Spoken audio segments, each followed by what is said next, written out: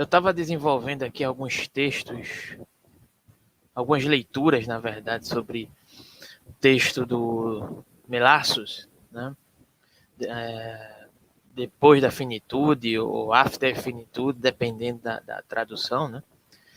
No qual ele, através de um realismo especulativo, vai fazer uma crítica, né, digamos assim, tanto ao modo da perspectiva transcendental kantiana, assim como referente a outros moldes que tentam superar, de certa forma, a uma perspectiva da filosofia do âmbito transcendental kantiano, que, de certa maneira, tentam se pautar em determinadas vertentes enumeradas ou elaboradas como vertentes pós-modernas, entre aspas, né? Aí, a partir disso, né, terminei me deparando, né, com alguns escritos do Slavoj Žižek, no qual ele vai citar algumas questões sobre o Melassos, né? Mas aqui nesse vídeo não vai ser um vídeo sobre o Melassos, o vídeo sobre o Melassos vai sair posteriormente. É um vídeo sobre uma reflexão que o Slavoj Žižek traz no livro Em Menos Que Nada, né, sobre Derrida, Foucault, Descartes. E o título desse texto é O Cogito na História da Loucura. E nesse sentido, o Žižek vai nos trazer uma grande reflexão sobre o que, de certa forma, me levou a fazer essa releitura da obra do próprio Melassos. Tem a ver com essa questão, mas não vai se relacionar necessariamente com a questão do realismo especulativo. Posteriormente faremos vídeo sobre isso. Mas aqui existe uma dimensão, né, dessa pretensão da razão, né, que de certa forma se estabelece por determinados parâmetros, em detrimento da noção de loucura, né, e a partir principalmente da discordância elaborada pelo Žižek aqui em Menos Que Nada, que vão se confrontar, né, a partir da própria leitura que o Derrida faz, de certa forma, das entrelinhas Foucaultianas, e o Foucault, de certa maneira, responde, né, ao Derrida, de certa forma, enumerando ou reduzindo, né, a interpretações textuais, né, no qual o Derrida, de certa forma, é um gramatólogo, né, no seu livro Gramatologia, de certa forma, ele tenta prover, de certa maneira, não só nesse livro, mas em todas as suas obras, né, existe um entrelaçar sobre essa questão da própria desconstrução da gramática, enquanto determinadas concepções, não só semiológicas, mas que se fazem internas ao texto, né? E as análises, digamos assim, filosóficas se permeiam por essas textualidades, né? E o Derrida, de certa maneira, ele sempre entende que há uma referenciação, e aqui já a partir da abordagem do Žižek, né, uma referenciação sempre conceitual, filosófica, a partir dessas investigações, digamos assim, gramatológicas, né, digamos assim, entre aspas, né.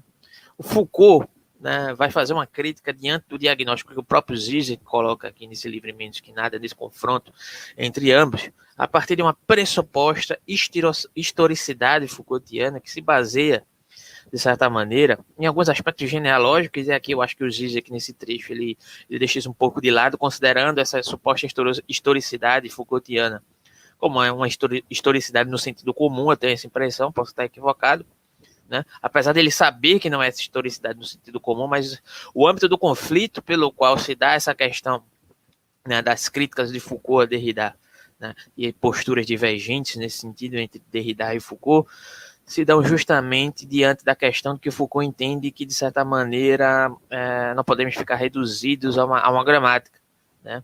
E aí, de certa forma, existe uma questão de um discurso que perpassa toda a concepção Foucaultiana, né?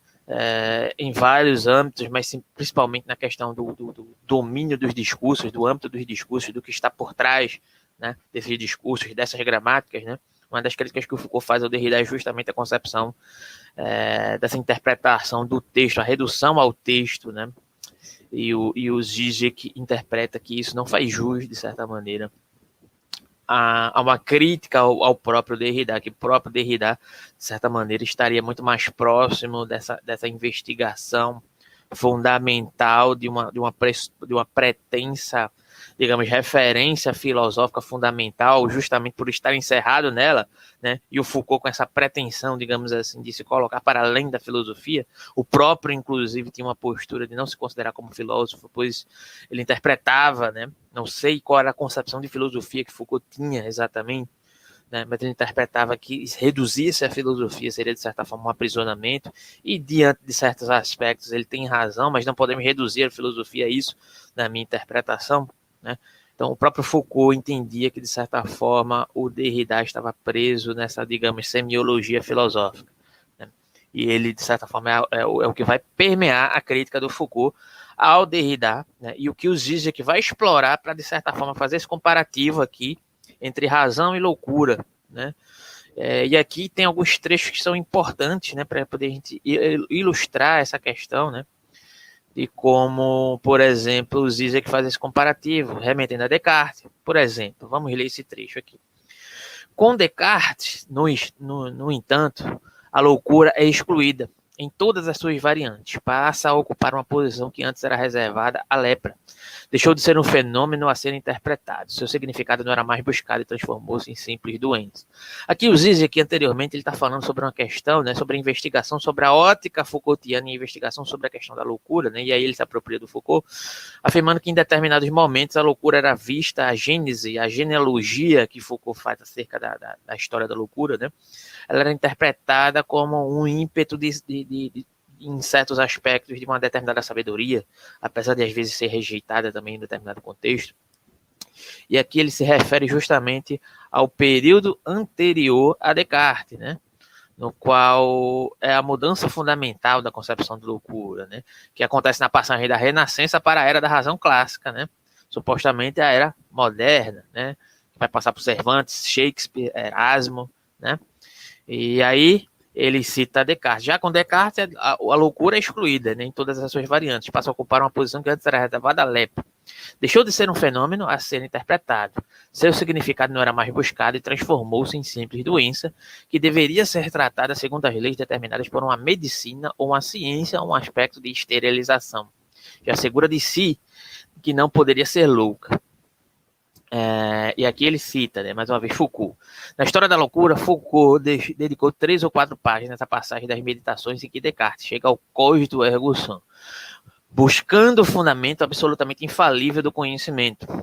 Descartes analisa as principais formas de engano, os enganos dos sentidos e a percepção sensorial, as ilusões da loucura, os sonhos.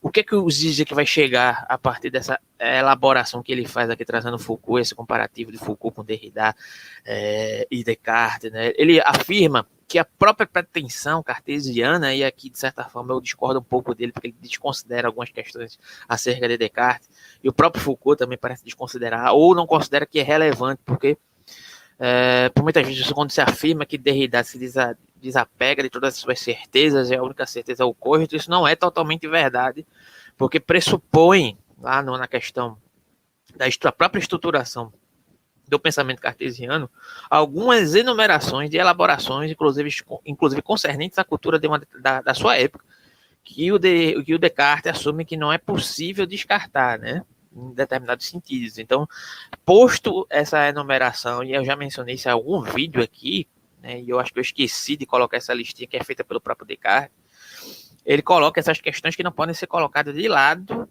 como exceção, né, desse raciocínio, né, da questão do cogito ergo sum. Ele chega, apesar dessas enumerações, que não podem ser postas de lado, nessa certeza indubitável, né, digamos assim, se desapegando de tudo aquilo para além dessa lista que ele enumera, né?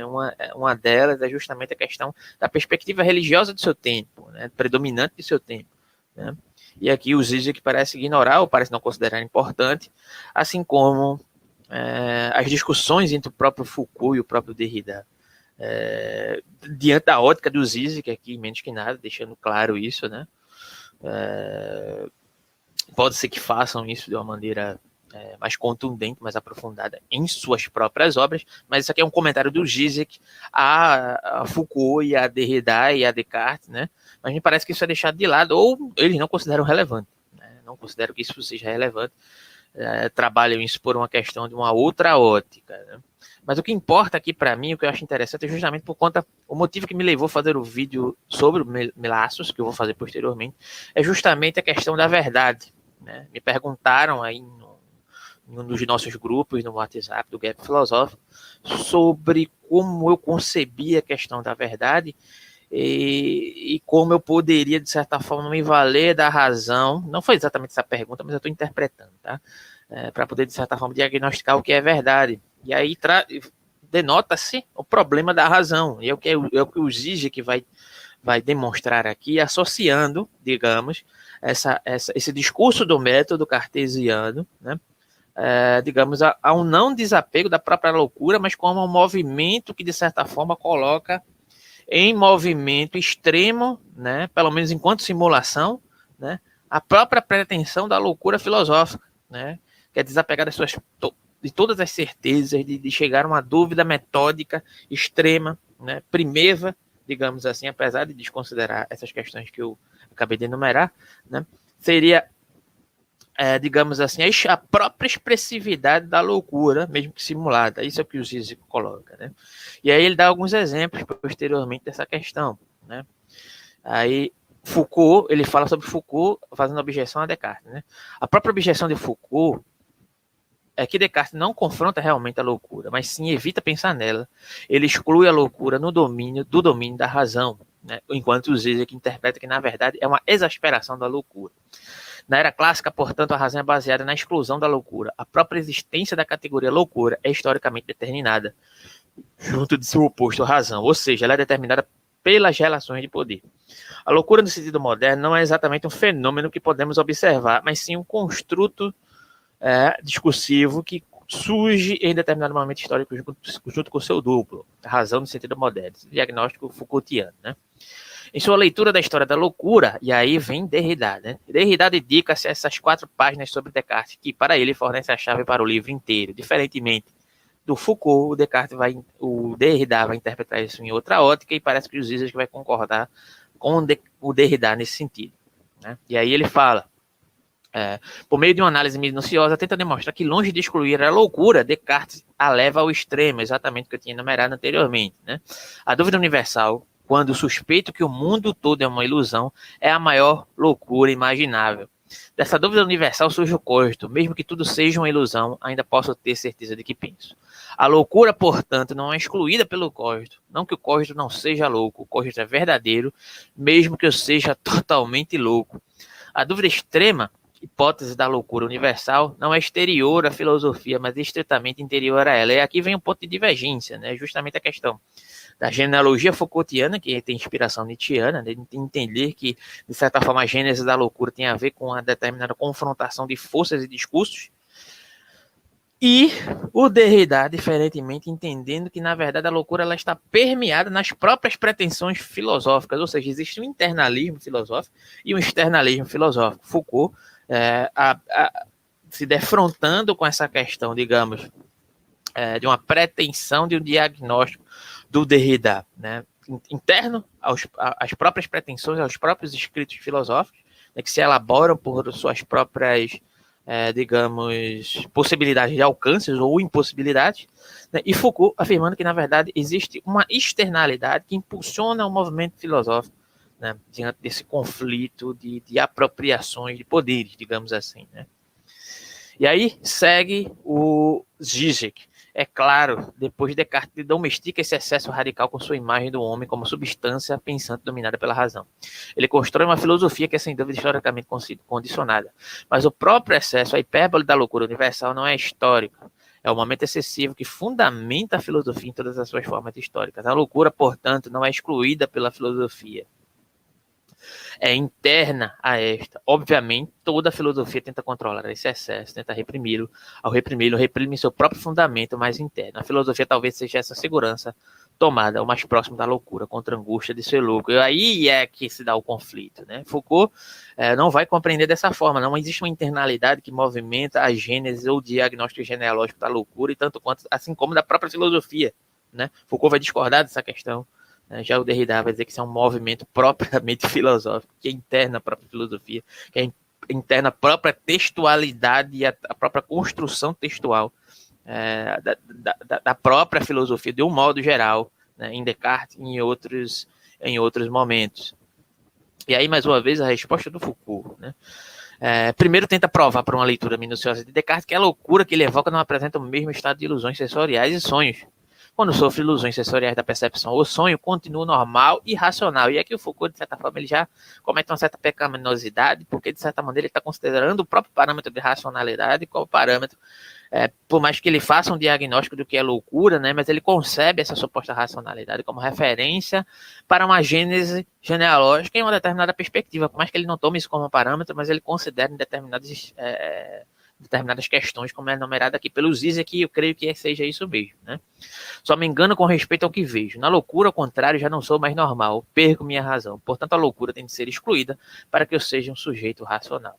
A recusa de Derrida de excluir a loucura da filosofia atesta que ele continua sendo um filósofo incapaz de pensar o exterior da filosofia, incapaz de pensar que a própria filosofia é determinada por algo que lhe escapa. A propósito da hipótese da dúvida universal e do gênio maligno, não estamos lidando com a verdadeira loucura, mas com um sujeito racional que finge ser louco, que realiza um experimento mental e nunca perde o controle sobre ele. Por fim, na última página de sua resposta, Foucault tenta identificar a verdadeira diferença entre ele e Derrida. Ataca sem nomear a prática de desconstrução e da análise textual para a qual não há nada de fora do texto, de modo que ficamos presos a um processo interminável de interpretação. Foucault, ao contrário, não pratica análise textual, mas analisa discursos, ou dispositivos, formações em que textos e declarações são interligados como mecanismos extratextuais de poder e controle. Não precisamos de uma análise textual mais profunda, mas sim da análise do modo como as práticas discursivas são combinadas com as práticas de poder e de dominação. Mas essa rejeição de Derrida se sustenta, fala Zizek. Voltemos ao debate, dessa vez tomando Derrida como ponto de partida. Como Derrida deixou claro em seu ensaio sobre a história da loucura de Foucault, a loucura está inscrita na história do cogito em dois níveis. Primeiro, ao longo de toda a filosofia da subjetividade, Descartes, a Nietzsche e Husserl, passando por Kant, Schelling e Hegel. O cogito está relacionado com seu duplo sombrio, o fármaco, que é a loucura. Segundo, a loucura está escrita na própria pré-história do cosmos, como parte de sua gênese transcendental. E aqui a citação ao texto do Derrida, né, que eu vou ler para poder concluir aqui esse raciocínio. Derrida não deixa dúvida de que o cogito escapa da loucura, porque em seu instante, em sua instância própria, o ato do cogito vale mesmo se sou louco, mesmo se meu pensamento é louco do começo ao fim. Descartes jamais aprisiona a loucura, nem na etapa da dúvida natural, nem na etapa da dúvida metafísica. Que eu seja ou não louco, cogito sum. Mesmo se a totalidade do mundo não existe, mesmo se eu não sentindo evadiu a totalidade do mundo, inclusive o conteúdo do meu pensamento, eu penso, eu sou enquanto penso. Derrida não deixa dúvida de que, diz Zizek, a partir do momento que ele atinge essa ponta, Descartes procura se tranquilizar. Ou seja, trocando em miúdos aqui, posteriormente, né, do próprio Zizek vai chegar no Malebranche. Vai passar por uma elaboração, inclusive, acerca do próprio Hegel e da própria pretensão do Hegel, de certa forma, de criar um saber absoluto, né? E para Hegel não seria criação, mas uma determinada correspondência de totalidade, né? De uma abstração do real. Né? Mas, de certa maneira, o que o Derrida tenta colocar em contraposição ao Foucault é que não existiria, ou mesmo que exista, mas existe um movimento próprio, né, dessa própria textualidade filosófica, né, que de certa forma não se dirigiria para uma externalidade e consiste numa interpretação da própria construção da ideia de subjetividade filosófica que perpassa toda a história da filosofia a partir do próprio confronto ou constituição textual. Né? Dentro desse sentido, não se trataria apenas só de examinar as questões no que concernem ao conjunto de forças que elaboram, que se denotam por uma predominância de uma determinada tendência acerca da filosofia, né? Mas sim fazer uma investigação mais acurada acerca da própria constituição textual desses modos filosóficos. E aí, mais uma citação, né, do Zizek. Derrida não deixa dúvida de que, a partir do momento em que ele atinge essa ponta, Descartes procura se tranquilizar, se referindo a Descartes sobre a questão do cogito, né, e sobre a questão do problema da razão e o problema do conhecimento e o problema da verdade, né, que de certa forma foi o motivo, né, da constituição desse vídeo aqui e do vídeo do Melassos, né, que veio posteriormente trazendo a questão da razão especulativa, né. Enfim, garantir o próprio código em Deus, identificar o ato do código como o ato de uma razão razoável. Esse recolhimento acontece desde o momento em que ele se desprende da loucura, determinando a luz natural por uma série de princípios e axiomas. O termo luz é crucial para avaliar a distância entre Descartes e o idealismo alemão, no qual, precisamente, o núcleo do sujeito não é mais a luz, mas o abismo da escuridão. E aqui, de certa forma, parece que, em certo sentido, o Foucault, quando compreende esse conjunto de forças que se colocam para uma certa externalidade da filosofia, ele concorda com o que o Derrida, de certa forma, está colocando aqui, mas ele parece não compreender com o que o Derrida coloca, né? Existe sempre algo, e isso também está composto no próprio gênero maligno do Descartes, que assume que existe algo na razão que escapa à própria razão, né? Que, em certo sentido, existe digamos, um direcionamento que impulsiona a filosofia ou a razão, uma própria loucura que constitui a própria razão em determinados aspectos, inclusive enquanto sua própria pretensão. Né? Parece que há uma incompreensão nesse sentido aqui, só que o Derrida compreende que isso é interno, é um movimento interno, e o Foucault entende que isso é proveniente de um conjunto de forças, né? E aí ele segue citando aqui, né, mais uma vez Derrida. Um ato que separa no código, por um lado, a hipérbole da qual digo que não pode deixar de se aprisionar em uma estrutura histórica de fato e determinada, porque ela é projeto de exceder toda a totalidade infinita e determinada. E por outro lado, o que na filosofia de Descartes, ou também naquela que sustenta o código agostiniano ou código russeliano, pertence a uma estrutura histórica de fato. Nesse ponto, quando Derrida afirma que a historicidade própria, a filosofia tem seu lugar e se constitui nessa passagem, nesse diálogo entre a hipérbole e a estrutura finita, na diferença entre história e historicidade, ele talvez tenha sido insuficiente demais. Essa tensão pode parecer muito lacaniana, e aqui o Zizek vai coroar, né, a sua própria reflexão entre uma questão, né, um diagnóstico lacaniano do que seria uma tensão entre o real e o excesso hiperbólico. E a sua simbolização sempre fracassada, em última análise, ele coloca essa questão, né? E aqui eu acho que é o coroamento da questão, da conclusão que o Zizek faz, é que diante das próprias pretensões da razão, seja do Derrida enquanto crítica à ideia ou logos, seja do próprio Foucault, referente à ideia da crítica enquanto logos, também através de uma genealogia, e o Derrida enquanto uma historicidade no sentido no sentido de Derrida, né? Derridariano, não sei, seja lá como queira chamar, né? De uma historicidade própria da filosofia, né? Mas parece que há uma determinada lacuna, tanto no Foucault, tanto no Derrida, que de certa forma os dizem que vai diagnosticar isso como de certa forma como um grande outro, e aí toda uma pompa lacaniana que faz esse diagnóstico, inclusive circunscreve as próprias pretensões hegelianas nesse sentido aqui. E aí você pode discordar dos Zizek ou não, mas eu acho interessante essa reflexão que ele faz, né? Ele diz ainda, cadê? Tal abordagem passa longe da loucura, que não é puro excesso da noite no mundo, mas a loucura da passagem ao simbólico em si, da imposição de uma ordem simbólica ao caos do real. Se a loucura é constitutiva, então todo sistema de significado é minimamente paranoico, louco. Isso ele atribui também a Hegel. Recordemos mais uma vez do slogan de Brecht. E aí ele faz uma referência a Bertolt Brecht. Abre aspas. O que é o assalto a um banco se comparado à fundação de um novo banco? Fecha aspas. Aí reside a lição do filme Uma História Real, do David Lynch. O que é a perversidade patética e nada razoável de figuras como Bob Peru em Coração Selvagem ou Frank em Veludo Azul, quando comparada à decisão de cruzar a planície central dos Estados Unidos em um cortador de grama para visitar um parente moribundo. Comparados a este ato, os acessos de fúria de Frank e Bob não passam de um teatro impotente de velhos e serenos conservadores. E aí ele segue, da mesma forma diríamos, o que é a simples loucura causada pela perda da razão quando comparada à loucura da própria razão? Né? Esse é o clímax do texto de Zizek aqui para mim. Né? Esse passa propriamente hegeliano, e é por isso que Hegel é o filósofo que tem toda a maneira mais radical de pensar o abismo da loucura no núcleo da subjetividade. Também é o filósofo que trouxe para o seu clímax louco o sistema filosófico como totalidade de significado. Por esse motivo e por razões muito boas, Hegel apresenta do ponto de vista do senso comum um momento em que a filosofia enlouquece, explode uma pretensão ao saber absoluto.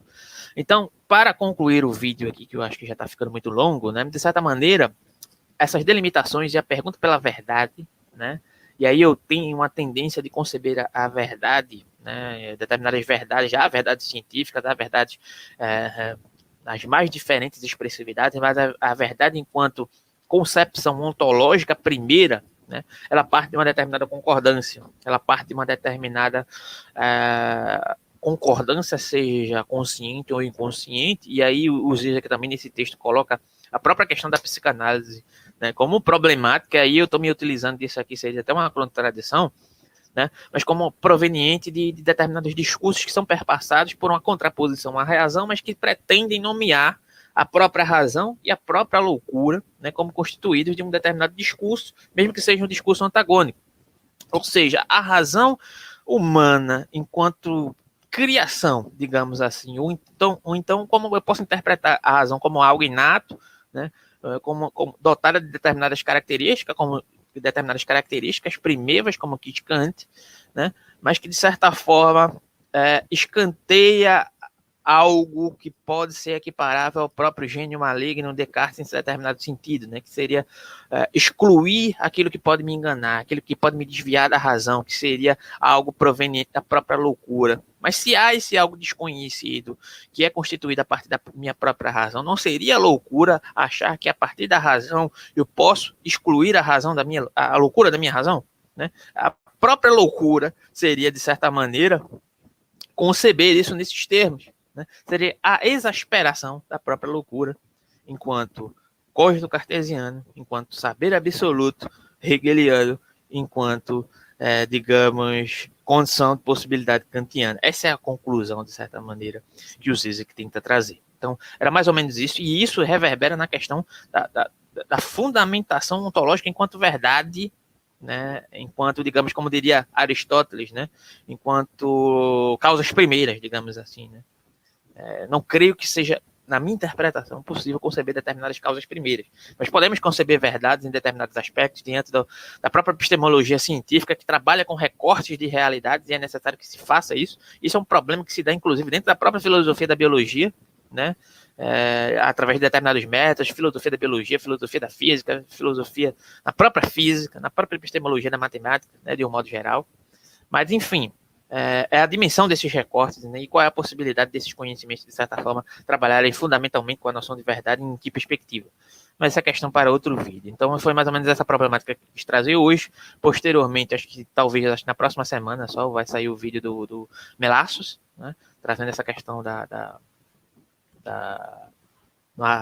concepção, né, dar uma crítica ao correlacionismo, né, uma elaboração, né, aos limites da razão especulativa, digamos assim, né, a grosso modo. E aí, dê o like no seu vídeo, deixa o comentário, né, se puder ajudar o canal, as informações seguem na descrição, assim como o nosso Pix e o nosso Apoia-se, né, e aí tira suas dúvidas, se quiser adentrar nos nossos grupos de estudos, né, seguem também na descrição, né, e até o próximo vídeo. Obrigado. E até a próxima.